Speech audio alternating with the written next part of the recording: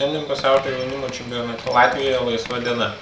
Visgi Lietuvos rinktinė aktyviai pluša treniruotės ir ruošiasi mačui su Serbija. Po treniruotės Eurobasket LT pavyko pakalbinti vieną rinktinės lyderių Dovydą Redį. Kaip sportinė forma, jau galėsite žaisti? Turbūt jau rytoj išeisiu. O kaip ruošiatės rytdienos mačui? Tai va dabar turėjom treniruotę, prasimėlėm metimų ir važiuosim dabar toliau dar sportuoti. Ar komandos kiek neišblaškys faktas, kad rungtynės vyks ganėtinai ankstyvų metų? Ne, manau, nusiteiksim, jau nuo šiandien turim pradėti nusiteikinėti, manau, viskas bus gerai. O kaip vertinate visą pirmąjį turnyro etapą Liepojoje?